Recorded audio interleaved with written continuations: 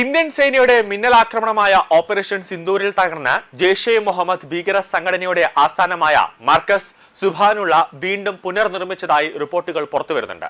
രുചിപ്പെരുമ വിളിച്ചോതി വിഭവസമൃദ്ധമായ ഓണസദ്യ ഓഗസ്റ്റ് 21 മുതൽ 27 വരെ കിഴക്കേക്കോട്ട പാഞ്ചാലി ബേക്കറി ജംഗ്ഷൻ ഇന്ദ്രപുരി ഈഞ്ചക്കൽ പല്ലവ.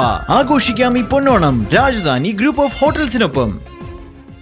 പാകിസ്ഥാനിലെ ബാഹവൽപൂരിൽ സ്ഥിതി ചെയ്യുന്ന ഭീകര കേന്ദ്രം പൂർണ്ണമായും പുനരുദ്ധരിച്ചതിന്റെ ചിത്രങ്ങളും വിവരങ്ങളും പുറത്തു വന്നിരിക്കുകയാണ്. ഇന്ത്യൻ മിസൈൽ ആക്രമണത്തിൽ തകർന്ന കേന്ദ്ര ഹാളിന്റെയും പള്ളിയുടെയും മകുടങ്ങളുടെയും അറ്റകുറ്റപ്പണികൾ പൂർത്തിയായതാണ് ലഭിക്കുന്ന സൂചനകൾ. ഓപ്പറേഷൻ സിന്ദൂരിന് പിന്നാലെ ജെയ്ഷെ മുഹമ്മദിന് പാകിസ്ഥാൻ സർക്കാർ ഗഡുക്കളായി 25 കോടി രൂപയുടെ സാമ്പത്തിക സഹായം കൈമാറിയതായി പ്രതിരോധ വൃത്തങ്ങൾ വ്യക്തമാക്കുന്നുണ്ട്. പാകിസ്ഥാന് വലിയ രീതിയിലുള്ള സാമ്പത്തിക സഹായം ആവശ്യമാണ് എന്ന് പറഞ്ഞുകൊണ്ടാണ് പാകിസ്ഥാൻ അമേരിക്കയെ സമീപിക്കുന്നത്. കൂടാതെ അമേരിക്കയിൽ നിന്ന് അടക്കം കടം വാങ്ങുന്ന ഒരു സാഹചര്യമുണ്ടായി. അപ്പോൾ തന്നെ അന്ന് ഇന്ത്യ പറഞ്ഞതാണ് അമേരിക്കയോട്, നിങ്ങൾ പാകിസ്ഥാന് പൈസ കൊടുക്കരുത്, അത് പാകിസ്ഥാനിൽ ഒരു വികസന പ്രവർത്തനത്തിന് വേണ്ടിയല്ല പാകിസ്ഥാൻ ഈ പണം കടം വാങ്ങുന്നത്, അവർ ഭീകര കേന്ദ്രങ്ങളെ സഹായിക്കാനാണ്. ഓപ്പറേഷൻ സിന്ദൂരിൽ തകർന്ന ഭീകര കേന്ദ്രങ്ങൾ പുനർനിർമ്മിക്കാൻ വേണ്ടിയാണ് പാകിസ്ഥാൻ ഇങ്ങനെ പൈസ കടം വാങ്ങിച്ചുകൊണ്ടിരിക്കുന്നത്, അതുകൊണ്ട് നിങ്ങൾ കൊടുക്കരുത് എന്ന് പല പ്രാവശ്യം ഇന്ത്യ പറഞ്ഞുവെങ്കിലും അമേരിക്ക ഒന്നും ചെവികൊണ്ടില്ല. ഇപ്പോൾ ഗഡുക്കളായി മൊത്തത്തിൽ 25 കോടി രൂപയാണ് ജെയ്ഷെ മുഹമ്മദിന്റെ സ്കൂളുകൾ, അവരുടെ മർക്കസ് പള്ളികളടക്കം പുനർനിർമ്മിക്കാനായിട്ട് പാകിസ്ഥാൻ ഇപ്പോൾ നൽകിയിരിക്കുന്നത്. അതിന്റെ ചിത്രങ്ങളാണ് ഇപ്പോൾ പുറത്തു വന്നിട്ടുള്ളത്. ഇതിൽ 11 കോടി രൂപ ചെലവഴിച്ചാണ് തകർന്ന കേന്ദ്ര ഹാളിന്റെ പെയിന്റിങ്ങും അതോടൊപ്പം തന്നെ മാർബിൾ പണികൾ ഉൾപ്പെടെ പൂർത്തിയാക്കിയത്.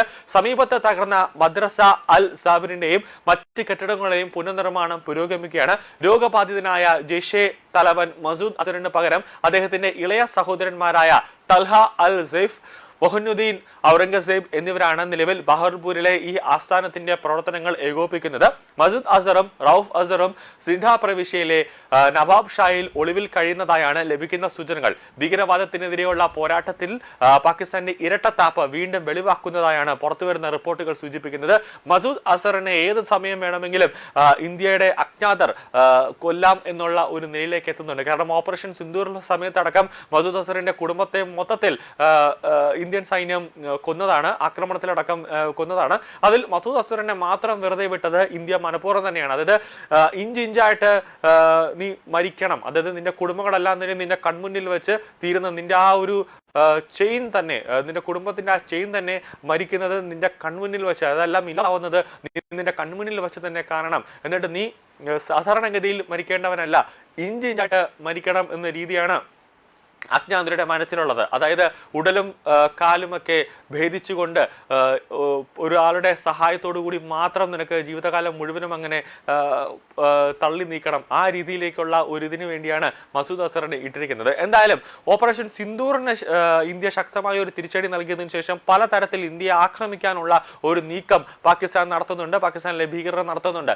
അവർക്ക് വിദേശ രാജ്യത്ത് നിന്ന് നമ്മൾ ഇന്ത്യയെ ആക്രമിച്ചു എന്നൊക്കെ പാകിസ്ഥാൻ വിളിച്ചു കൂവിയെങ്കിലും അതിനൊക്കെ തെളിവ് എവിടെയെന്ന് മറ്റ് വിദേശ ലോക നേതാക്കളടക്കം ചോദിക്കുന്നുണ്ട്. കാരണം ഓപ്പറേഷൻ സിന്ദൂരിൽ ഇന്ത്യ പാകിസ്ഥാന്റെ ഓരോ മേഖലകളും അടിച്ചു തകർക്കുമ്പോൾ അന്ന് വൈകുന്നേരം കൃത്യമായി തന്നെ ഇന്ത്യൻ ആർമി ഒരു ബ്രീഫ് മാധ്യമങ്ങൾക്ക് മുമ്പാകെ, ലോകരാജ്യങ്ങൾക്ക് മുമ്പാകെ പറയുന്നുണ്ട്. നമ്മൾ പാകിസ്ഥാന്റെ ഇന്ന സ്ഥലങ്ങളെല്ലാം അടിച്ചു തകർത്തു.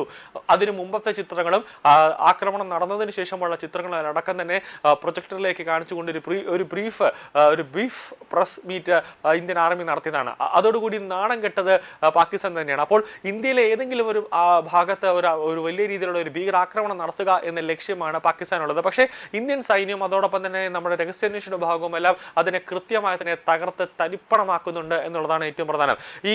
ഇപ്പോൾ ജെയ്ഷെ മുഹമ്മദിന്റെ ഈ സ്കൂളുകൾ അതോടൊപ്പം തന്നെ മർക്കസ് പള്ളികളും ക്യാമ്പുകളടക്കം ഇപ്പോൾ പുനർനിർമ്മിച്ചു കഴിഞ്ഞതിന് ശേഷം എന്തായാലും അവർ വീണ്ടും ഒരു ആക്രമണത്തിന് ഇന്ത്യയിലേക്ക് വരാനുള്ള ഒരു സാധ്യത ഇന്ത്യ മുൻകൂട്ടി കാണുന്നുണ്ട്. അതുകൊണ്ട് തന്നെ എല്ലാ നീക്കങ്ങളും ഇന്ത്യ ശക്തമായി തന്നെ 24 മണിക്കൂറും ഇന്ത്യയുടെ രഹസ്യാന്വേഷണ വിഭാഗങ്ങൾ പാകിസ്ഥാനിൽ ഓരോ നീക്കങ്ങളും സസൂക്ഷ്മം നിരീക്ഷിച്ചുകൊണ്ടിരിക്കുകയാണ്.